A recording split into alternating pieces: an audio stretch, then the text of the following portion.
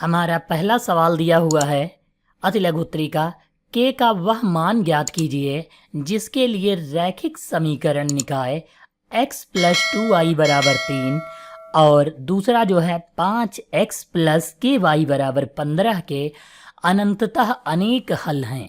जिसमें जो है अनंततः यानी अनेक हल हैं, तो उसके लिए हम जो है क्या लगाते हैं फार्मूला।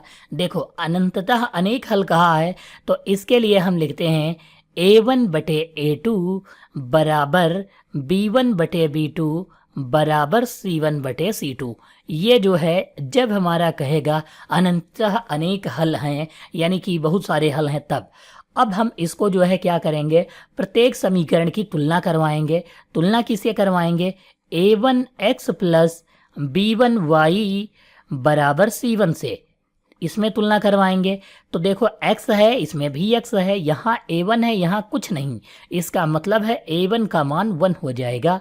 ऐसे ही यहाँ y है, यहाँ y है, यहाँ b1 है, यहाँ 2 है, तो b1 का मान कितना हो जाएगा, 2 हो जाएगा। यहाँ c1 है, यहाँ 3 है, तो हम c1 का मान 3 लिख लेंगे। अब दूसरे वाले में हम तुलना करवाएंगे a2x प्लस b2y बराबर c2 की तुलना करवाएंगे।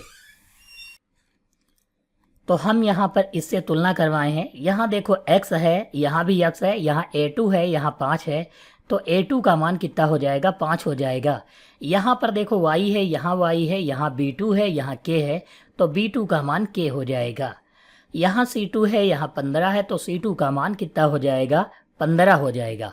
a1 बटे a2, a1 की जगह पर 1 लिख लेंगे, a2 की जगह पर कितना लिखेंगे, हम यहाँ पर 5 लिख लेंगे क्योंकि a2 का मान 5 है। फिर बराबर लगाएंगे, b1 का मान 2 है और b2 का मान k है, तो हम b1 की जगह पर 2 लिखेंगे और b2 की जगह पर k लिख लेंगे। बराबर c1 की जगह पर 3 है और c2 की जगह पर 15 है, तो हम 15 यहाँ पर c1 की जगह पर कितना लिखेंगे, 3 लिखेंगे c1 की जगह पर और c2 की जगह पर 15 लिख लेंगे। हमको कोई भी दो पद हल करने हैं और उनसे जो है हम वैल्यू निकाल लेंगे। जैसे हमको मान लो इस बी तो यानी ये वाला पद लेना अनिवार्य है क्योंकि के का मान ज्ञात करना है। इसके साथ में चाहे तो ये ले सकते हैं और चाहे तो इसके साथ में पहला वाला पद ले सकते हैं। अगर हम मान लो पहला और दूसरा लेंगे तो यहाँ पर कितना होगा, 1/5 बराबर 2/k। यहाँ पर हम क्रॉस मल्टीप्लाई कराएंगे तो k कम k हो जाएगा और 2 की 5 से गुणा कराएंगे तो 2 पंचे 10 हो जाएगा।